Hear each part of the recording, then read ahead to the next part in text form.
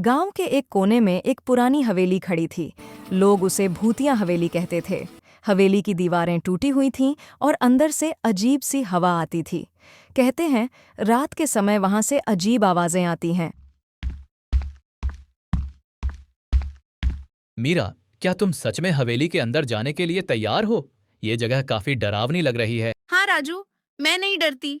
हमें पता लगाना है कि यह सच में भूतिया है या बस लोगों का अफसाना। राजू और मीरा ने हवेली का दरवाजा धक्का दिया। दरवाजा चरमराते हुए खुला और अंदर से पुरानी लकड़ी की खनक सुनाई दी। अंदर अंधेरा था, सिर्फ चांद की हल्की रोशनी कमरे में आ रही थी। हवेली की दीवारों पर पुराने चित्र लगे थे और फटा हुआ फर्नीचर चारों तरफ पड़ा था। मीरा, देखो, वहां एक पुरानी डायरी पड़ी है। क्या हम इसे उठाए? हाँ, शायद इसमें कुछ रहस्य छुपा हो। डायरी खोलते ही उन्हें पता चला कि यह हवेली पहले एक राजकुमार की थी। एक अजीब घटना के बाद लोग इसे छोड़ गए थे। डायरी में लिखा था, जो भी इस हवेली की रात में सच्चाई ढूंढेगा उसे असली कहानी समझ आएगी। वाह, मतलब सच में इस हवेली का कोई रहस्य है। हाँ राजू, हम रात के समय यहाँ रुककर सब देखेंगे।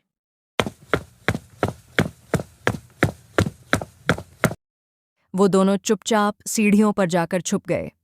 रात को हवेली में पूरा सन्नाटा था, लेकिन राजू और मीरा ने हिम्मत नहीं हारी। धीरे धीरे उन्होंने देखा कि पुरानी खिड़की के पीछे से हल्की रोशनी आ रही थी और एक धीमी आवाज, जैसे कोई डायरी पढ़ रहा हो। थोड़ी देर बाद अचानक सब शांत हो गया। चारों तरफ ऐसा सन्नाटा छा गया जैसे सब कुछ थम गया हो। राजू और मीरा धीरे धीरे नीचे आए।